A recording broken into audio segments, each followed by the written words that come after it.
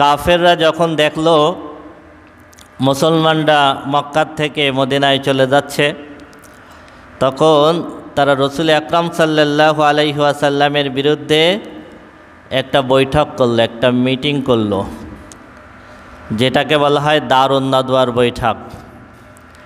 এই বৈঠকে ওরা রাসূল আকরাম সাল্লাল্লাহু আলাইহি ওয়াসাল্লামের বিরুদ্ধে কি করা যায় সেই পরামর্শ বৈঠকে বসলো।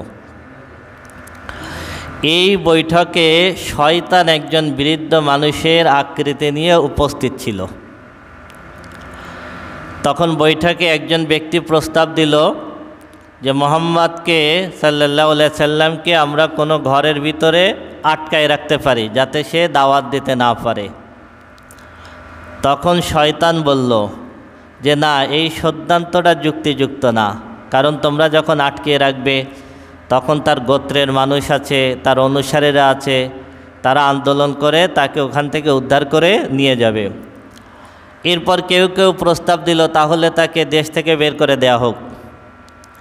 তখন শয়তান বলতেছে না, এটাও যুক্তিযুক্ত না, কারণ যখন তাকে বের করে দেওয়া হবে, মানুষ যখন তাকে দেখবে, তার কণ্ঠে যখন কোরআন শুনবে, তখন তারা মুসলমান হবে, আবার অনেক দলবল নিয়ে সে আবার মক্কায় ঢুকবে। একজন প্রস্তাব দিল তাহলে তাকে হত্যা করা যায়। তখন এইবার ইবলিস বলতেছে হ্যাঁ, এইটা হলো যুক্তিযুক্ত প্রস্তাব। হত্যা করবে কে? যদি কোনো ব্যক্তি হত্যা করে তাহলে রাসূল আকরাম সাল্লাল্লাহু আলাইহি সাল্লামের বংশের মানুষ তার উপর থেকে প্রতিশোধ নেবে। তখন আবু জাহাল প্রস্তাব দিল যে আমরা এক এক গোত্রের থেকে এক একজন করে লোক নেব, শক্তিশালী লোক নেব, সব গোত্রের মানুষ থাকবে। সব গোত্রের মানুষ যদি একসাথে হয়ে মুহাম্মদকে হত্যা করে তাহলে সবগুলো গোত্রের বিরুদ্ধে মুহাম্মদ সাল্লাল্লাহু আলাইহি সাল্লামের বংশ বা গোত্র প্রতিশোধ নিতে পারবে না। এই পরামর্শ অনুযায়ী তারা সব গোত্রের থেকে শক্তিশালী যুবক বাছাই করে রাতের বেলায় রাসূল আকরাম সাল্লাল্লাহু আলাইহি সাল্লামের বাড়ি ঘেরাও করে ফেলল। কিন্তু ওরা ঘরের ভিতরে ঢুকলো না। তখন সিস্টেম ছিল যে তারা নিজের থেকে কারোর ঘরের ভিতরে ঢুকতো না, কারোর ঘর ঘেরাও করে রাখতো, যখন সে বের হবে তখন তাকে হত্যা করবে। জিবরিল আলাইহিস সালাতু ওয়াস সালাম রাসূল আকরাম সাল্লাল্লাহু আলাইহি সাল্লামকে ঘটনা জানিয়ে দিলেন আর বললেন আল্লাহর পক্ষ থেকে নির্দেশ হয়েছে, এখন হিজরত করতে হবে। রাসূল আকরাম সাল্লাল্লাহু আলাইহি ওয়াসাল্লাম আবু বকর সিদ্দিক রাদিয়াল্লাহু তাআলা আনহুকে আগেই বলে রেখেছিলেন যে কোনো সময় আমাদের হিজরত করা লাগতে পারে, তুমি প্রস্তুত থাকবে। তখন থেকে আবু বকর সিদ্দিক রাদিয়াল্লাহু তাআলা আনহু দুইটা উট রেডি করে রেখেছিলেন আর সব সময় রাতের বেলায় দরজায় হেলান দিয়ে দাঁড়ায় থাকতেন, কখন জানি রাসূল সাল্লাল্লাহু আলাইহি সাল্লাম এসে হিজরতের জন্য ডাক দেন। সুবহানাল্লাহ। রাসূল আকরাম সাল্লাল্লাহু আলাইহি সাল্লাম হিজরতের প্রস্তুতি নিচ্ছেন। তখন রাসূল আকরাম সাল্লাল্লাহু আলাইহি সাল্লামের কাছে মক্কার কাফের মুশরিকদের অনেক অর্থ সম্পদ জমা ছিল, কারণ সবাই তাকে আল আমিন বলে তার কাছে টাকা পয়সা স্বর্ণ অলংকার জমা রাখত।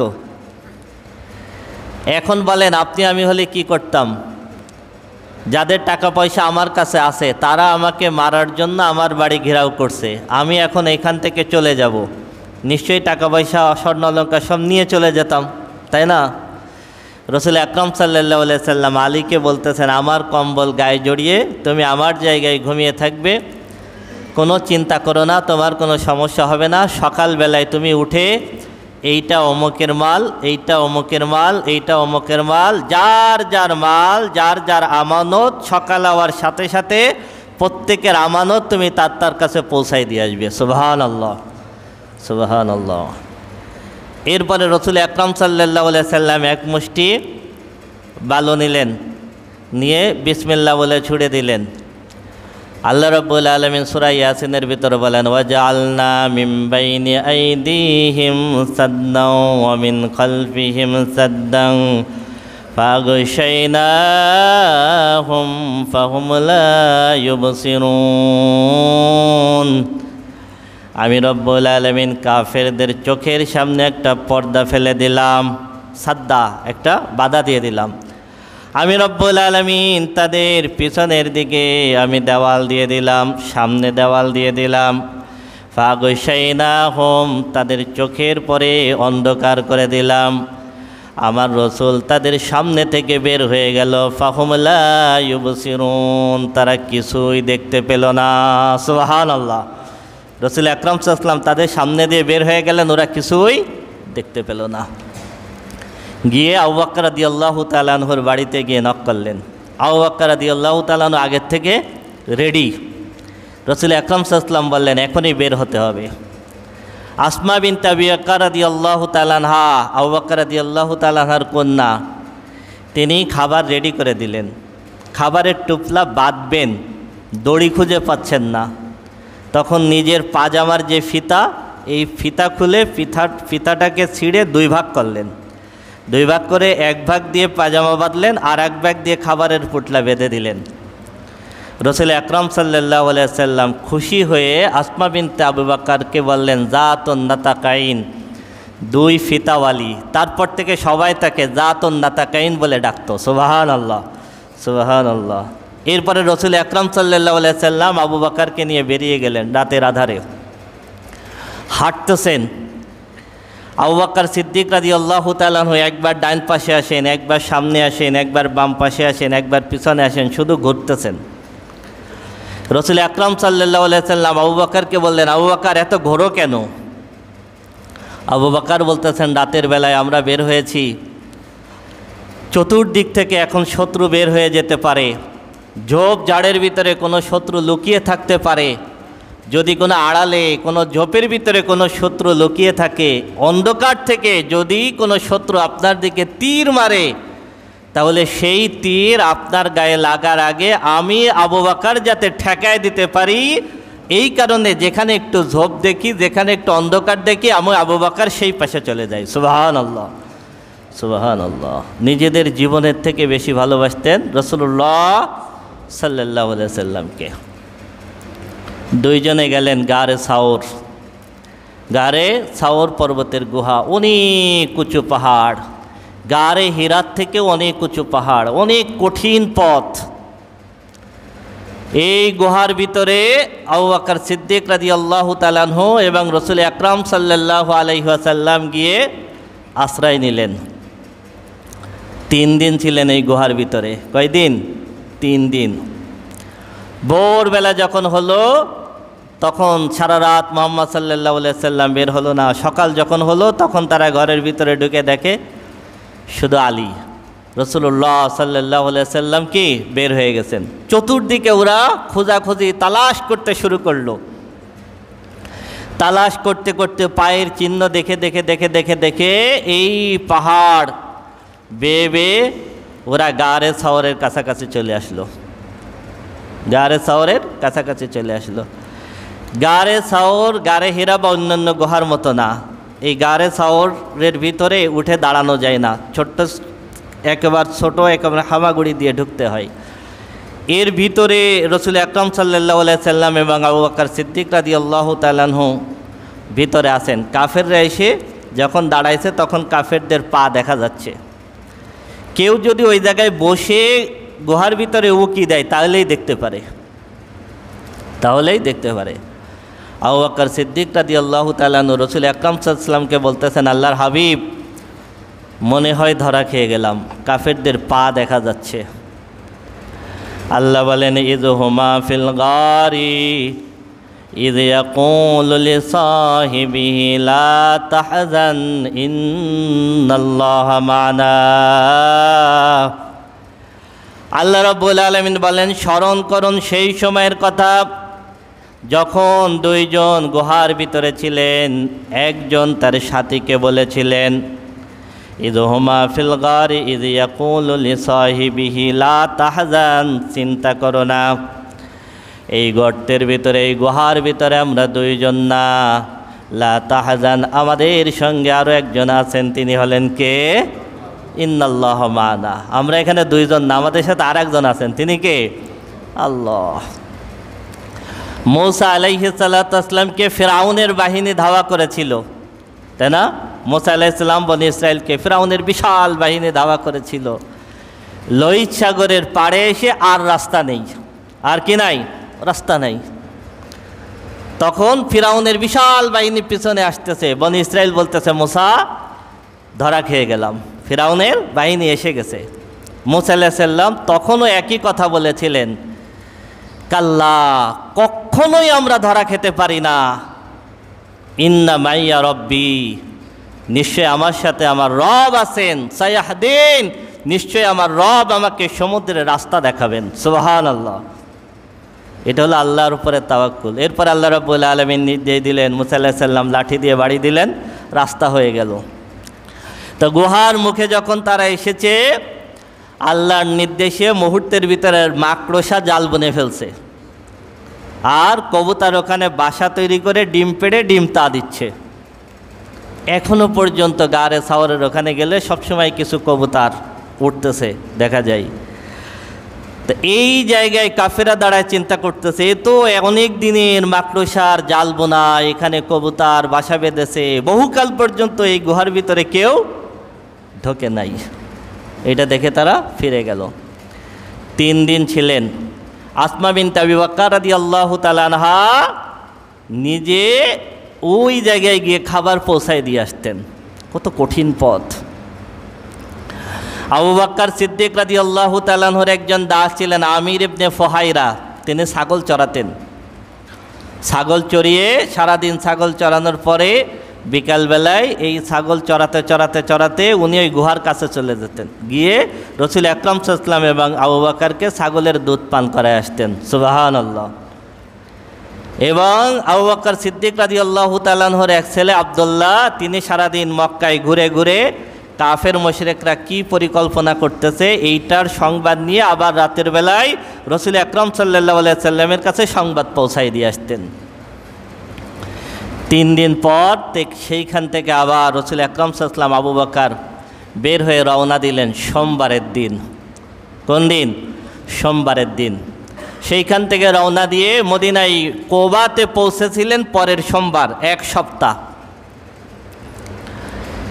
এই মরুভূমির পথ দিয়ে আবু বকর এবং রাসূল আকরাম সাল্লাল্লাহু আলাইহি ওয়াসাল্লাম যাচ্ছেন। কিছু দূর যাওয়ার পর খুব পিপাসা লেগেছে, কোনো খাবার নেই, কোথাও কোনো খাবার পাচ্ছেন না। এমন এক সময় এক বুড়ির একটা ছোট্ট কুঁড়ে ঘর দেখলেন। সেই বুড়ির নাম হলো উম্মে মাদ। কুঁড়ে ঘরের কাছে গেলেন, গিয়ে দেখেন একটা ছাগল বাঁধা আছে। সেই ছাগলের ওলা খুব শুকনা এবং ওলানে কোনো দুধ নাই। এই উম্মে মাদ ওনার স্বামী ছাগল চড়াতেন, উনি সব ছাগলগুলোরে চড়াতে নিয়ে গেছেন। আর এই ছাগলটা অনেক রোগা পাতলা, হাঁটতে পারবে না, এই জন্য সেই ছাগলটাকে বাড়িতে বেঁধে রেখে গেছেন। তো এই উম্মে মাদের কাছে রাসূল আকরাম সাল্লাল্লাহু আলাইহি ওয়াসাল্লাম এসে বলতেছেন, আমাদের কি একটু খাবার দিবে?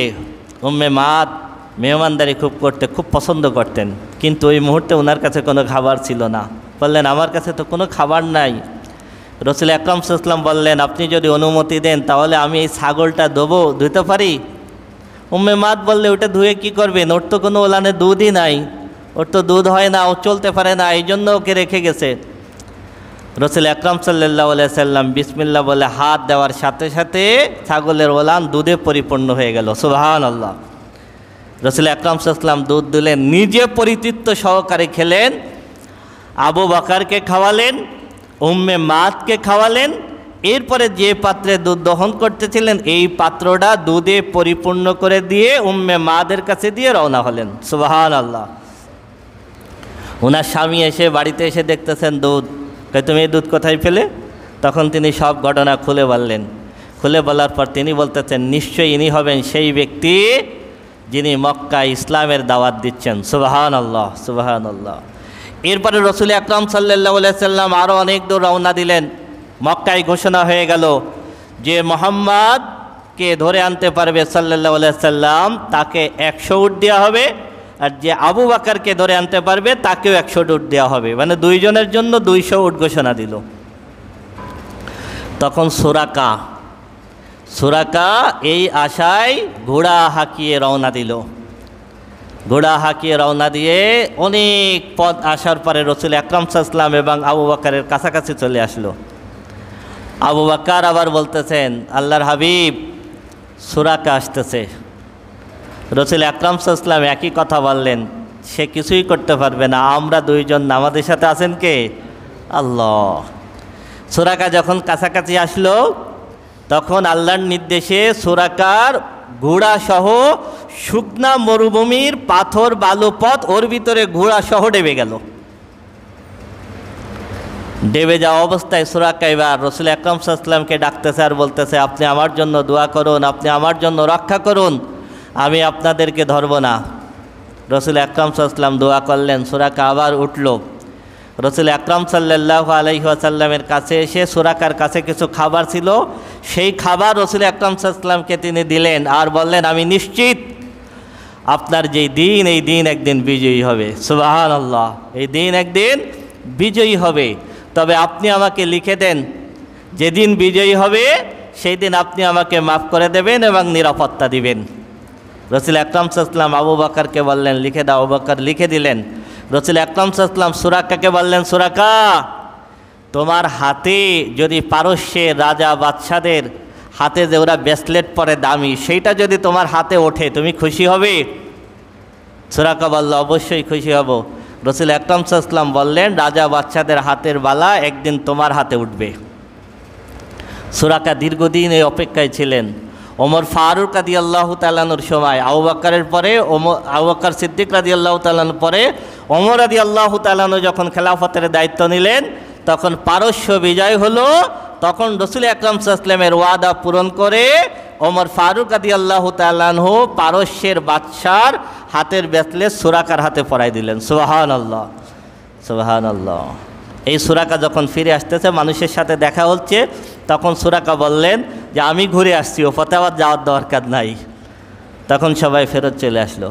রসুল আকরাম সাল্লাল্লাহু আলাইহি ওয়াসাল্লাম পরের দিন সোমবার এসে পৌঁছালেন কোবায়। এই কোবায় এসে রসুল আকরাম সাল্লাল্লাহু আলাইহি ওয়াসাল্লাম অবস্থান করলেন। অবস্থান করে রসুল আকরাম সাল্লাল্লাহু আলাইহি ওয়াসাল্লাম, এখানে একটা খেজুর বাগান, এই খেজুর বাগানের মাঝখানে একটু ফাঁকা জায়গা ছিল। ফাঁকা জায়গায় এখানে সবাই খেজুর শুকাতো। রসুল আকরাম সাল্লাল্লাহু আলাইহি ওয়াসাল্লাম বললেন, মক্কায় আমরা প্রকাশ্যে সালাত আদায় করতে পারি নাই, আমার বড্ড মন চায় আমি এখানে একটা মসজিদ নির্মাণ করতে চাই।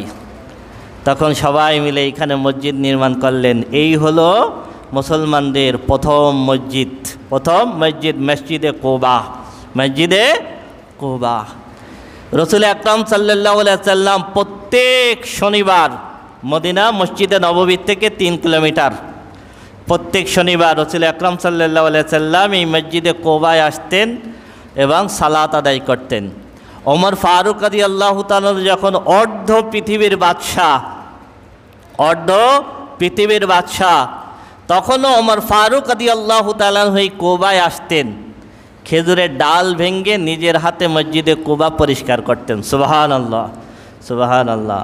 রসুল আকরাম সাল্লাল্লাহু আলাইহি ওয়াসাল্লাম বলেন, কোনো ব্যক্তি যদি নিজের ঘরের থেকে অজু করে মসজিদে কোবায় এসে 2 রাকাত সালাত আদায় করে, তাহলে ওই ব্যক্তির আমল নামায় পরিপূর্ণ একটা উমরা হজের সওয়াব লেখা হয়। সুবহানাল্লাহ। তাহলে নিজের ঘর বা বাসার থেকে ওযু করে মসজিদে কোবায় গিয়ে 2 রাকাত নামাজ পড়লে একটা উমরা হজের সওয়াব হয়। কোবায় রসুল আকরাম সাল্লাল্লাহু আলাইহি ওয়াসাল্লাম কতদিন ছিলেন? কারোর মতে 4 দিন, কারোর মতে 10-11 দিন। এই মতটা কেন হলো? কারণ কোবায় রসুল আকরাম সাল্লাল্লাহু আলাইহি ওয়াসাল্লাম পৌঁছেছিলেন সোমবার, কোবার থেকে রসুল সাল্লাল্লাহু আলাইহি ওয়াসাল্লাম মদিনার উদ্দেশ্যে বের হলেন শুক্রবার। এখন কেউ বলেছেন যে সোমবারে রসুল আকরাম সাল্লাল্লাহু আলাইহি ওয়াসাল্লাম কোবায় এসেছেন, সেই শুক্রবারে রসুল সাল্লাল্লাহু আলাইহি ওয়াসাল্লাম কোবার থেকে মদিনায় রওনা দিয়েছেন। আর কারোর মতে এই শুক্রবার না, তার পরের শুক্রবার। এই কারণে 1 সপ্তাহের ব্যবধান। রসুল আকরাম সাল্লাল্লাহু আলাইহি ওয়াসাল্লাম ওইখান থেকে যখন বের হলেন, কোবার থেকে আবার মদিনায় যেতে গেলে অল্প একটু যাওয়ার পরে ওখানে বাম হাতে আরেকটা মসজিদ আসে, মসজিদুল জুমা। রসুল আকরাম সাল্লাল্লাহু আলাইহি ওয়াসাল্লাম যখন কোবার থেকে মসজিদে নববীর দিকে মদিনার দিকে রওনা দিলেন, তখন এইখানে আসলে জুমার ওয়াক্ত হয়ে গেল। রসুল আকরাম সাল্লাল্লাহু আলাইহি সাল্লাম সাহাবীদেরকে নিয়ে এইখানে জুমার নামাজ পড়েছিলেন। পরবর্তীতে এই জায়গায় একটা মসজিদ হয়েছে, মসজিদুল জুমা। এরপরে রসুল আকরাম সাল্লাল্লাহু আলাইহি সাল্লাম মদিনায় ঢুকলেন। মদিনায় যখন ঢুকলেন তখন রসুল আকরাম সাল্লাল্লাহু আলাইহি সাল্লামের উট টেনে সবাই ডাকতেছেন, আমার বাড়িতে আসুন, আমার বাড়িতে আসুন, আমার বাড়িতে আসুন। রসুল আকরাম সাল্লাল্লাহু আলাইহি সাল্লাম বললেন, আমার উটকে ছেড়ে দাও, আমার উট আল্লাহ কর্তৃক নির্দেশিত, আমার উট যেখানে গিয়ে থামবে আমি সেখানে অবস্থান নেব। এইবার পিছনের একটা ঘটনা বলি। রসুল আকরাম সাল্লাল্লাহু আলাইহি সাল্লামের আগমনের 1000 বছর আগে, কত আগে? 1000 বছর আগে ইয়ামানের একজন বাচ্চা ছিল, বাদশা তুব্বা। এই বাচ্চা তুব্বার দরবারে অনেক আলেম থাকতো। উনি যখন কোথাও সফর করতেন উনি অনেক আলেমকে একসঙ্গে নিয়ে রওনা হতেন, মানে তৎকালীন সময়ের তাওরাত ইনজিলের পণ্ডিত যারা ছিল তাদেরকে নিয়ে রওনা হতেন। ঈসা আলাইহিস সালামের আগে তাওরাতের পণ্ডিত যারা ছিল এই সমস্ত আলেমদেরকে নিয়ে তিনি বিভিন্ন জায়গায় সফর করতেন।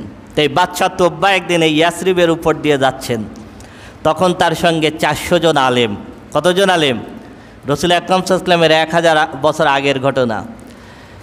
এই 400 জন আলেম ইয়াসরিবে এসে বলতেছেন, আমরা এই জায়গার কিছু আলামত দেখতে পাচ্ছি, আমাদের কিতাবে আছে শেষ নবী মুহাম্মদ রাসূলুল্লাহ সাল্লাল্লাহু আলাইহি ওয়াসাল্লাম এই জায়গায় আগমন করবেন, সুতরাং আমরা এখানে থাকতে চাই। বাদশা তুব্বা বললেন, তাই ঠিক আছে। বাদশা তুব্বা এই 400 জন আলেমের জন্য 400টা ঘর করে দিয়েছিলেন। 400টা ঘর করে দিয়ে তার ভিতর একটা ঘর বানিয়েছিলেন রসুল আকরাম সাল্লাল্লাহু আলাইহি সাল্লামের জন্য। কার জন্য বলেন? রসুল আকরাম সাল্লাল্লাহু আলাইহি সাল্লামের জন্য একটা ঘর বানিয়েছিলেন। ঘর বানিয়ে তিনি চিঠি লিখে একজন আলেমের কাছে দিয়ে সেই আলেমকে এই ঘরে থাকতে দিয়েছিলেন, আর বলেছিলেন, তুমি থাকতে যদি মুহাম্মদ সাল্লাল্লাহু আলাইহি সাল্লাম এখানে আসে তাহলে আমার এই চিঠিটা তাকে দিবে, যদি তুমি বেঁচে না থাকো তোমার সন্তানের কাছে দিয়ে যাবে আর ওসিয়াত করে যাবে। চিঠিতে লেখা ছিল আরবিতে যে, মুহাম্মদ সাল্লাল্লাহু আলাইহি সাল্লাম, আমি তোমার প্রতি ঈমান আনলাম, যদি আমি তোমাকে পাই তোমার প্রতি ঈমান আনলাম, তোমাকে না পাই তোমার প্রতি ঈমান আনলাম, তোমার সাথে যদি কেউ শত্রুতা করে তাহলে আমি যদি বেঁচে থাকি তোমাকে সর্বোত্তক সহযোগিতা করব। সুবহানাল্লাহ, সুবহানাল্লাহ। এই যে বাদশা তুব্বা যার কাছে দিয়ে গেছিলেন, এই চিঠি বংশ পরস্পরায় চলতে লাগলো। যে আলেমের কাছে দিয়েছিলেন সেই আলেমের বংশধর আবু আইয়ুব আল আনসারী রাদিয়াল্লাহু তাআলা আনহু। রসুল আকরাম সাল্লাল্লাহু আলাইহি সাল্লামের উট ধীরে ধীরে গিয়ে ওই যে বাদশা তুব্বা ওই জায়গায় তখন বসবাস করে আবু আইয়ুব আল আনসারী রাদিয়াল্লাহু তাআলা আনহু, সেই ঘরের দরজায় গিয়ে উট বসে পড়ল। সুবহানাল্লাহ, সুবহানাল্লাহ। রসুল আকরাম সাল্লাল্লাহু আলাইহি সাল্লাম সেখানে থাকলেন। এরপরে মসজিদে নববী নির্মাণ করলেন। এই মসজিদে নববী সাল এবং সোহাইল দুইজন এতিম বালকের ছিল। রসুল আকরাম সাল্লাল্লাহু আলাইহি ওয়াসাল্লাম মসজিদ করার জন্য জায়গা চাইলে দুইজন এতিম বালক মসজিদের জন্য জায়গা দিয়ে দিতে চাইলেন। রসুল আকরাম সাল্লাল্লাহু আলাইহি সাল্লাম বললেন যে না, জায়গা দিতে হবে না, আমরা জায়গাটা খরিদ করে নেব। এরপর জায়গাটা খরিদ করে নেওয়া হলো। সেখানে কিছু খেজুর গাছ ছিল, খেজুর গাছগুলো কাটা হলো এবং জাহিলি যুগের কিছু কবর ছিল সেগুলো ভেঙে চুরে সব সমান করে দেওয়া হলো। এরপরে রসুল আকরাম সাল্লাল্লাহু আলাইহি ওয়াসাল্লাম সাহাবীদেরকে নিয়ে এখানে মসজিদ নির্মাণ করলেন। খেজুর গাছের খুঁটি, খেজুর পাতার ছাউনি এবং নিচেই মাটি এবং দেয়ালগুলো ছিল কাঁচা ইটের। এই কাঁচা ইট বানানোর জন্য রসুল আকরাম সাল্লাল্লাহু আলাইহি ওয়াসাল্লাম নিজে কাঁধে করে মাটি টেনেছেন। সুবহানাল্লাহ। কাঁচা ইটের দেওয়াল, বৃষ্টি হলে পানি পড়তো, আর তার ভিতরে সাহাবীরা নামাজ পড়তেন, সিজদা দিতেন, নিচে কাদা কাদা হয়ে যেত। মসজিদে নববীর ভিতরে, মসজিদে নববীতে রসুল আকরাম সাল্লাল্লাহু আলাইহি সাল্লাম বলেন, আমাকে লাইলাতুল কদর দেখানো হয়েছিল, আবার ভুলাই দেওয়া হয়েছে, তবে আমার এতটুকু মনে আছে ওই রাত্রে বৃষ্টি হয়েছিল, আমি কাদা মাটির ভিতরে সাজদা দিয়েছিলাম। আবু সাঈদ খুদরি রাদিয়াল্লাহু তাআলা আনহু বলেন, ওই দিন সকালবেলায় আমি রসুল আকরাম সাল্লাল্লাহু আলাইহি সাল্লামের কপালে কাদা মাটির চিহ্ন দেখেছি। আজকের মসজিদগুলো সব টাইলস করা, আজকের মসজিদগুলো ফ্যান আছে, প্রয়োজনে এসি আছে, আরামের জন্য সব কিছু করতেছি, কিন্তু সালাত নেই। কি নাই? সালাত নাই। সালাত থাকলেও সেই সালাত নাই যেই সালাত রাসূল আকরাম সাল্লাল্লাহু আলাইহি ওয়াসাল্লাম সাহাবীরা কাদামাটির ভিতরে সাজদা দিয়ে করতেন। মসজিদে নববী হলো, মানুষকে নামাজের জন্য কিভাবে ডাকবেন? কেউ কেউ পরামর্শ দিল আমরা ঘন্টা বাজাবো, কেউ কেউ পরামর্শ দিলেন আমরা আগুন জ্বালাবো, কেউ কেউ পরামর্শ দিলেন আমরা বাঁশি বাজাবো, যেটা শুনে মানুষ আসবে। একদিন সকালবেলায় আব্দুল্লাহ ইবনে জায়েদ রাদিয়াল্লাহু তাআলা আনহু রাসূল সাল্লাল্লাহু আলাইহি ওয়াসাল্লামের কাছে দৌড়ে এসে বলতেছেন, আল্লাহর হাবিব, আমি একটা স্বপ্নে দেখেছি। রাসূল সাল্লাল্লাহু আলাইহি ওয়াসাল্লাম বললেন, কি? আমি দেখলাম একজন সবুজ পোশাক পরা ব্যক্তি, তার হাতে একটা বাঁশি। আমি বললাম, এই বাঁশিটা আমাকে দেন। তিনি আমাকে জিজ্ঞেস করলেন, বাঁশি দিয়ে তুমি কি করবে? আমি বললাম, আমি মানুষদেরকে নামাজের জন্য আহ্বান করব। তখন তিনি আমাকে বললেন, বাঁশি না বাজিয়ে আমি কি তোমাকে এমন কিছু কালেমা শিখাই দেব না যেই কালেমাগুলো আরও উত্তম হবে? তিনি বললেন, হ্যাঁ। তখন স্বপ্নের ওই ব্যক্তি আজানের এই কালেমাগুলো আমাকে শিখাইয়া দিলেন। সুবহানাল্লাহ। রাসূল আকরাম সাল্লাল্লাহু আলাইহি সাল্লাম বিলালকে বললেন, বিলাল আজান দাও। প্রথম মুয়াজ্জিন। সুবহানাল্লাহ। বিলাল রাদিয়াল্লাহু তাআলা, মনে আছে মক্কায় কি নির্যাতন সহ্য করেছেন? বিলাল রাদিয়াল্লাহু তাআলা কালো মানুষ, হাবশি গোলাম। রাসূল আকরাম সাল্লাল্লাহু আলাইহি সাল্লাম তাকেই প্রথম মুয়াজ্জিনের দায়িত্ব দিয়ে দিলেন। বিলাল রাদিয়াল্লাহু তাআলা আজান দিচ্ছেন। এই আজানের ধ্বনি শুনে ওমর রাদিয়াল্লাহু তাআলা চাদর জড়াতে জড়াতে দৌড়ে আসলেন। আসার পরে বলতেছেন, আল্লাহর হাবিব, এই কথাগুলো কোথায় পেলেন? রাসূল আকরাম সাল্লাল্লাহু আলাইহি ওয়াসাল্লাম বললেন, আব্দুল্লাহ ইবনে জায়েদ স্বপ্নের ভিতরে এইগুলো দেখেছে, শুনেছে।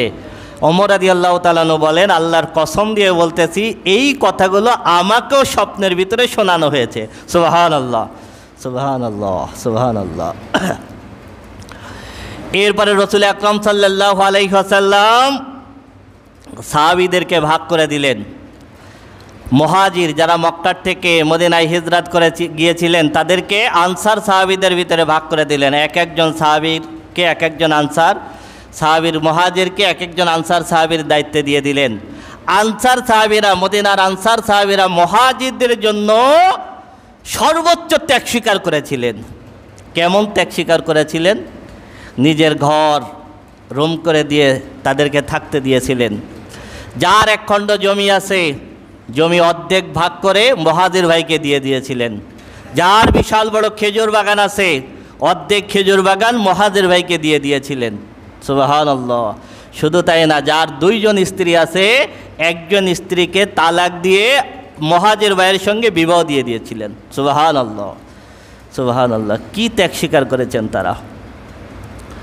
আর কিছু মানুষ ছিল যাদের কোনো ঘর বাড়ি ছিল না, আসহাবে সুফা। আসহাবে সুফা, বাবে জিবরিল দিয়ে যদি ঢোকেন, বাবে জিবরিল দিয়ে ঢুকলে বাম হাতে রাসূল সাল্লাল্লাহু আলাইহি ওয়াসাল্লামের রওজা, ডাইন হাতে আসহাবে সুফা। আসহাবে সুফা এই জায়গাটা একটু উঁচু করে রাখা আছে, আর বাম পাশে রাসূল সাল্লাল্লাহু আলাইহি ওয়াসাল্লামের রওজা, সেখানেও একটা জায়গা অল্প একটু উঁচু করা।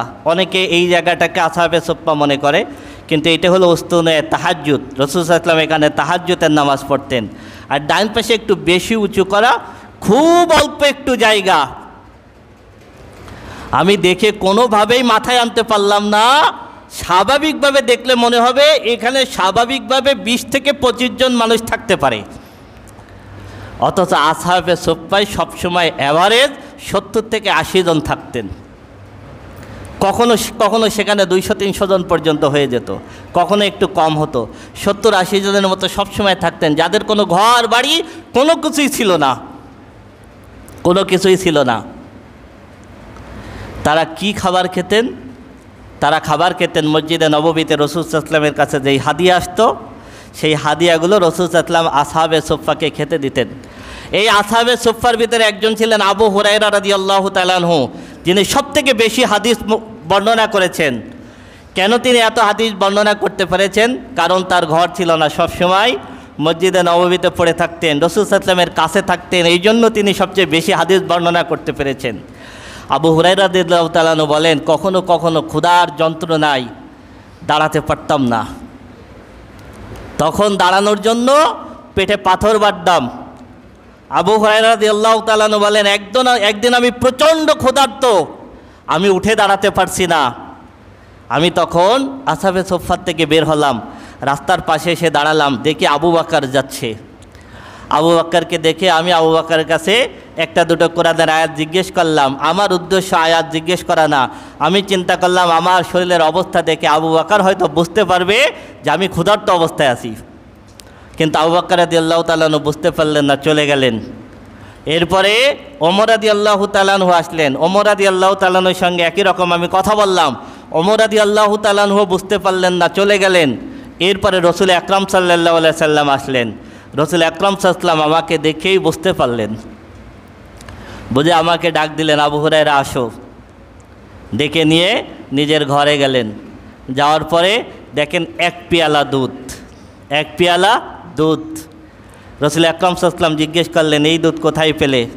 তখন তাকে জানানো হলো কেউ একজন হাদিয়া দিয়েছে। রাসূল আকরাম সাল্লাল্লাহু আলাইহি সাল্লাম আবু হুরায়রাকে বলতেছেন, আবু হুরায়রা, আসহাবে সুফফার সবাইকে ডেকে নিয়ে আসো।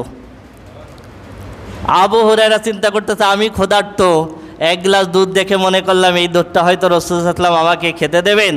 এখন রাসূল সাল্লাল্লাহু আলাইহি সাল্লাম আসহাবে সুফফার সবাইকে ডাকতে বলে, সেখানে তো 70 থেকে 80 জন। আর যখন ডেকে নিয়ে আসবো রাসূল সাল্লাল্লাহু আলাইহি সাল্লাম আমাকে বলবেন আবু হুরায়রা বন্টন করো। তো ইসলামের নিয়ম হলো যে বন্টন করে সে আগে খায় না, আগে পান করে না। তা আমি সবার কাছে বন্টন করে শেষে যখন পান করব তখন তো আমার কিছুই থাকবে না।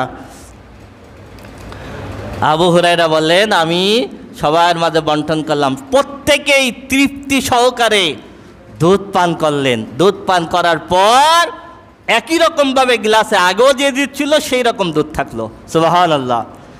রাসূল আকরাম সাল্লাল্লাহু আলাইহি সাল্লাম আমাকে বললেন, আবু হুরায়রা এবার দুধ পান করো। আবু হুরায়রা বলেন, আমি দুধ পান করতে লাগলাম। রাসূল সাল্লাল্লাহু আলাইহি সাল্লাম বলতে লাগলেন, আরও পান করো, আরও পান করো। আমি পেট ভরে দুধ পান করলাম, করার পরেও দুধ থেকে গেল। পরেরটুকু রাসূল আকরাম সাল্লাল্লাহু আলাইহি সাল্লাম নিজে পান করলেন। সুবহানাল্লাহ, সুবহানাল্লাহ। এভাবে আসহাবে সুফফার অধিবাসীরা জীবন ধারণ করতেন। এরপরে দ্বিতীয় হিজরিতে বদর যুদ্ধ, তার আগে অনেকে ইসলাম গ্রহণ করতে লাগলো। তো বদর যুদ্ধর ঘটনাটা আমি খুব সংক্ষেপে আলোচনা করে দিই। অন্যান্য যারা ইসলাম গ্রহণ করতেছিল আল্লাহ তৌফিক দিলে আগামী জুমার থেকে আলোচনা করব। তো বদর যুদ্ধটা যে কারণে হয়েছিল, রাসূল সাল্লাল্লাহু আলাইহি সাল্লাম মদিনায় চলে আসলেন। মদিনায় চলে আসার পরেও মক্কা থেকে রাসূল আকরাম সাল্লাল্লাহু আলাইহি সাল্লামের বিরুদ্ধে সব ধরনের ষড়যন্ত্র করা হচ্ছিল। আবু সুফিয়ানের নেতৃত্বে 40 জনের একটা কাফেলা সিরিয়ার থেকে মক্কায় ফিরতেছিল। তাদের কাছে অনেক অর্থ সম্পদ ছিল।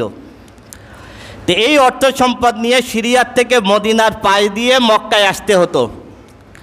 তখন আবু সুফিয়ান মক্কায় সংবাদ পাঠালো, একটা মিথ্যা গুজব পাঠালো যে আমরা মদিনার পায়ে দিয়ে যখন আসতেছিলাম তখন মুহাম্মদ এবং তার অনুসারীরা আমাদের উপরে আক্রমণ করেছে। এই সংবাদ যখন মক্কায় আসলো তখন আবু জাহাল সহ যারা ছিল সব মক্কার মানুষদেরকে একত্রিত করে ফেলল। কারণ এই যে বাণিজ্যিক কাফেলা, এই কাফেলার মক্কার সাধারণ মানুষের ক্ষুদ্র ক্ষুদ্র ক্ষুদ্র অনেক আমানত ছিল।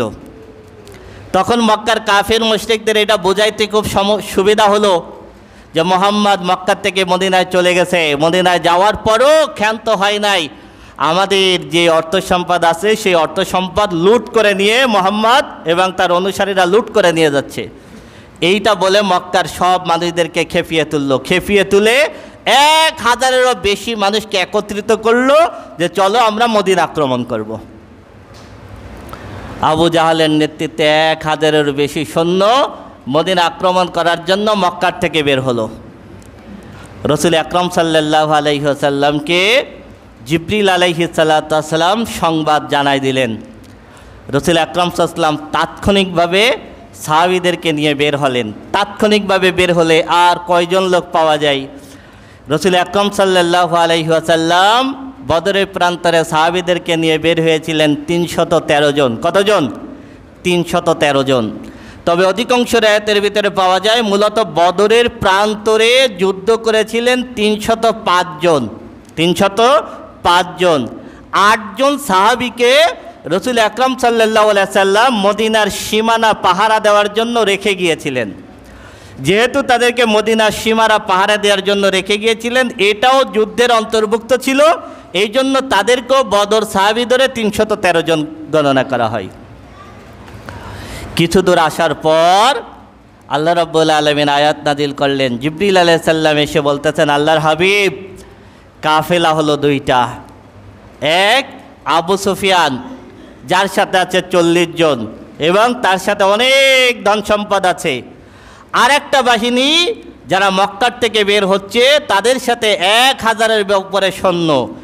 এই দুটো দলের যে দলের বিরুদ্ধে আপনি যুদ্ধ করবেন, আল্লাহ রাব্বুল আলামিন ওয়াদা করেছেন সেই দলের বিরুদ্ধে আল্লাহ আজকে আপনাদের বিজয় দিবেন। সুবহানাল্লাহ। রাসূল আকরাম সাল্লাল্লাহু আলাইহি ওয়াসাল্লাম সাহাবীদেরকে নিয়ে পরামর্শে বসলেন, কোন দলের বিরুদ্ধে আমরা যুদ্ধ করতে পারি? নবমুসলিম সাহাবীরা বললেন, আমরা আবু সুফিয়ানের বাহিনীর বিরুদ্ধে যুদ্ধ করি, তাহলে অল্প লোক আছে, সহজে বিজয় অর্জন করে আমরা অনেক সম্পদ অর্জন করে নিয়ে আসতে পারবো। আবু বকর রাদিয়াল্লাহু তাআলা আনহু, ওমর রাদিয়াল্লাহু তাআলা আনহু বললেন, আল্লাহর হাবিব, আপনি যেটা নির্দেশ দিবেন আমরা সেইটাই পালন করব। মিকদাদ ইবনে আমর রাদিয়াল্লাহু তাআলা আনহু বললেন, আল্লাহর হাবিব, আল্লাহর কসম দিয়ে বলতেছি, আমরা বনি ইসরাইলের মতো বলবো না, ইযহাব আনতা ওয়া রাব্বুকা ফাকাতিলা ইন্না হাহুনা কাঈদুন। মানে বনি ইসরাইল যখন আমালিকা গোত্রের বিরুদ্ধে আল্লাহ রাব্বুল আলামিন যুদ্ধ করতে বলেছিলেন, তখন বনি ইসরাইল মুসা আলাইহিস সালামকে বলেছিল যে তুমি আর তোমার রব গিয়ে যুদ্ধ করো, আমরা যাব না, বসে থাকলাম। মিকদাদ রাদিয়াল্লাহু তাআলা আনহু বললেন, আল্লাহর কসম দিয়ে বলতেছি, আমরা এরকম বলবো না, আপনি শুধু বলেন যার বিরুদ্ধে যুদ্ধ করতে বলবেন, যুদ্ধের ময়দানে শুধু দেখবেন আপনার ডানে বামে পিছনে সব দিকে আমরা যুদ্ধ করতেছি। সুবহানাল্লাহ। সাহাবীরা এবার রওনা হলেন। রাসূল সাল্লাল্লাহু আলাইহি ওয়াসাল্লাম খুশি হয়ে গেলেন আবু জাহালের বাহিনীর বিরুদ্ধে মুখোমুখি হওয়ার জন্য। মাত্র 70টা উট, 2টা ঘোড়া, এক একটা উট 3 জনে ভাগ করে দেওয়া হলো। রসুল আকরাম সাল্লাল্লাহু আলাইহি সাল্লামের সঙ্গে এক উটে আরও 2 জন ভাগ হলো, আলী রাদিয়াল্লাহু তাআলা আনহু, আবি লুবাবা রাদিয়াল্লাহু তাআলা আনহু আর রসুল আকরাম সাল্লাল্লাহু আলাইহি ওয়াসাল্লাম। উটের পিঠে 2 জন বসা যায় না, 2 জন বসবে আর একজন হাঁটবে। 2 জন বসবে, একজন হাঁটবে। কিছু সময় আলী রাদিয়াল্লাহু তাআলা আনহু হাঁটলেন, কিছু সময় আবি লুবাবা রাদিয়াল্লাহু তাআলা আনহু হাঁটলেন। এবার আল্লাহর রসুল বলতেছেন, তোমরা 2 জন বসো, আমি হাঁটবো। আল্লাহু আকবার। আলী রাদিয়াল্লাহু তাআলা আনহু, আবি লুবাবা বলেন, আল্লাহর হাবিব, আপনারে হাঁটায় আমরা বসতে পারবো না। আল্লাহর রসুল বললেন, তোমরা হাঁটবা, আর তোমরা হাঁটবা, তোমাদের শরীরে যে শক্তি আছে আমি রসুলের শরীরে আল্লাহ তার থেকে বেশি শক্তি দিয়েছেন। সুবহানাল্লাহ। আর তোমরা হাঁটবা, তোমরা বেশি নেকি অর্জন করবা, আর আমি আরামে বসে থাকবো, তোমাদের থেকে আমি কম নেকি অর্জন করব।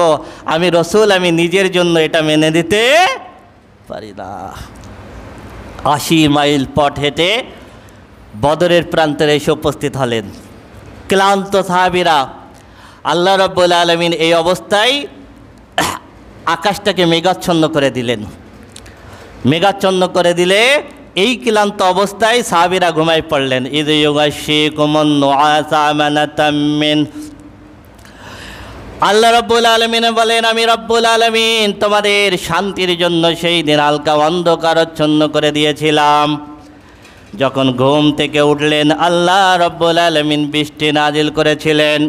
ওয়ায়ুনাজ্জিলু আলাইকুম মিনাস সামাই মাআন লিয়ুতাহহিরাকুম বিহি। আল্লাহ রাব্বুল আলামিন বলেন, 4টা কারণে আমি রাব্বুল আলামিন বদরের প্রান্তরে বৃষ্টি নাজিল করেছিলাম। কয়টা কারণে? 4টা কারণে। 1, ঘুমের ভিতরে কিছু সাহাবী অপবিত্র হয়ে গেলেন। আল্লাহ রাব্বুল আলামিন বললেন, আমি চাই না যে এত বড় একটা যুদ্ধে আমার কোনো বান্দা রসুলের সাহাবী অপবিত্র অবস্থায় অংশগ্রহণ করুক। তোমাদেরকে পুত পবিত্র করার জন্য আমি আল্লাহ আসমান থেকে বৃষ্টি নাজিল করলাম। সুবহানাল্লাহ। ওয়ায়ুযহিবা আনকুম রিজজাশ শাইতান। 2 নম্বর, তোমাদের থেকে শয়তানের ওয়াসওয়াসা দূর করার জন্য। মানুষ যখন ক্লান্ত থাকে তখন শয়তান ওয়াসওয়াসা দেয়, এখন অনেক কষ্ট করেছিস, একটু বিশ্রাম নে, নামাজ পড়া লাগবে না। এই ক্লান্ত অবস্থায় শয়তান ওয়াসওয়াসা দিতে পারে। শয়তানের ওয়াসওয়াসা দূর করার জন্য, ক্লান্ত ভাব দূর করার জন্য আমি আল্লাহ আসমান থেকে বৃষ্টি নাজিল করেছিলাম। ওয়ালিয়ারবিতা আলা কুলুবিকুম। 3 নম্বর, তোমাদের অন্তরকে তরতাজা করার জন্য। আপনি দেখবেন আপনি ঢাকা থেকে জার্নি করে আসবেন, খুব ক্লান্ত অবস্থায় আপনি একটা ঘুম দিলেন, ঘুম থেকে ওঠার পর আপনার ক্লান্ত লাগবে, এই অবস্থায় যদি আপনি গোসল দেন দেখবেন ফ্রেশ লাগবে। সুবহানাল্লাহ। তা আল্লাহ রাব্বুল আলামিন বললেন সাহাবীরা ক্লান্ত, তারা ঘুমালো ক্লান্ত, এই অবস্থায় তাদের ভিতরে ফ্রেশনেস আনার জন্য আমি রব্বুল আলামিন আসমান থেকে বৃষ্টি নাজিল করেছিলাম। 4 নম্বর ছিল সবথেকে বেশি গুরুত্বপূর্ণ, ওয়ায়ুসাব্বিতা বিহিল আকদাম, তোমাদের পদ ও যুগলকে দৃঢ় করার জন্য। সেটা কি? বদরের প্রান্তরে কাফেররা ছিল উঁচু জায়গায়, সেখানে এঁটেল মাটির পরিমাণ বেশি ছিল, আর মুসলমানরা ছিল নিচু জায়গায়, সেখানে বালুর পরিমাণ বেশি ছিল। যুদ্ধ করার জন্য এঁটেল মাটির উপরে দৌড়াইতে সুবিধা, উঁচু জায়গায় যুদ্ধ করতে সুবিধা, নিচু জায়গার থেকে উপরে উঠতে কঠিন, এবং বালু যখন ধুধু বালু থাকে ওই বালুর উপরে দৌড়ানো যায় না।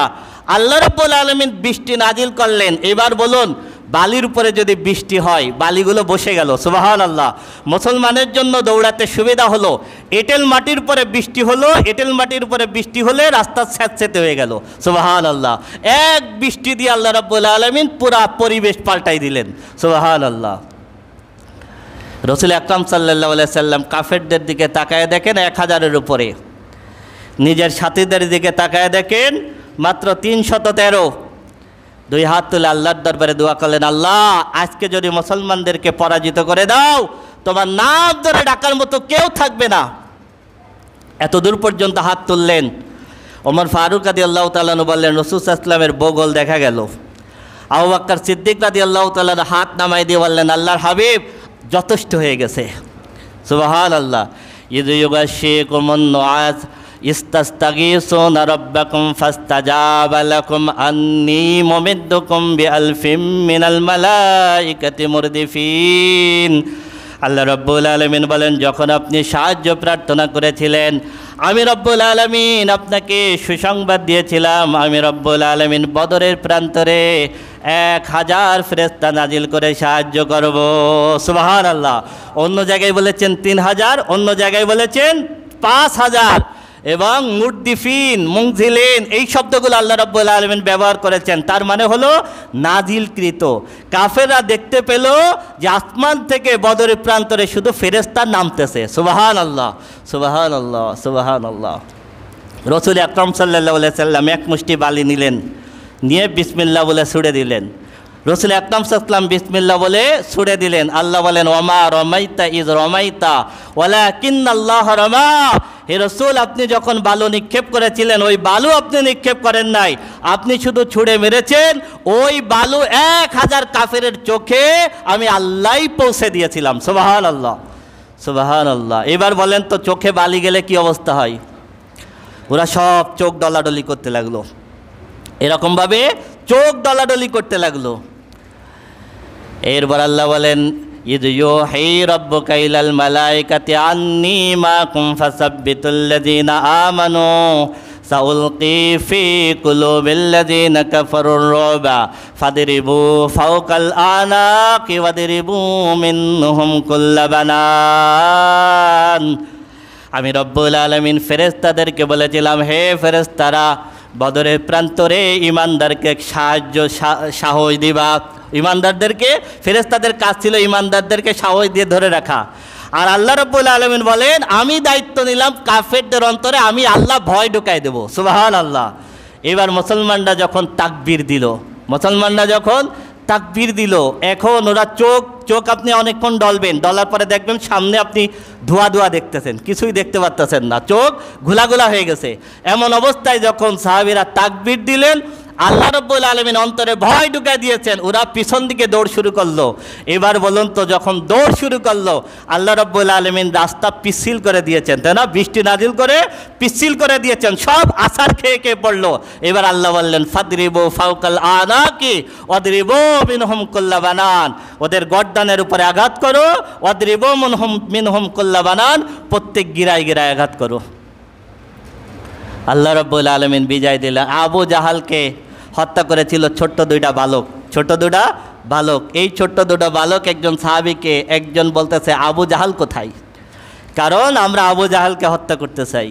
তখন সেই সাহাবী দেখাই দিলেন। দেখাই দেওয়ার সাথে সাথে দুই ভাই ছোট্ট দুটো বালক মুআজ ইবনে মুআজ আর মাওবাজ দুইজন গিয়ে আবু জাহালের উপরে ঝাঁপিয়ে পড়ল এবং আবু জাহালকে এই দুই ভাই হত্যা করে ফেলল। তখন আবু জাহালের সন্তান ইকরামা মুআজের হাতে একটা কোপ দিয়েছিল। হাতে কোপ দিলে হাত কেটে পড়ে গিয়ে চামড়ায় ঝুলেছিল। এই অবস্থায় মুআজ এই বাকি হাতটুকু পায়ের নিচে দিয়ে টান দিয়ে হাত ছিঁড়ে ফেলেছিলেন। এই হাত কাটা অবস্থায় তিনি উসমান রাদিয়াল্লাহু তাআলা আনহুর খেলাফত পর্যন্ত বেঁচে ছিলেন।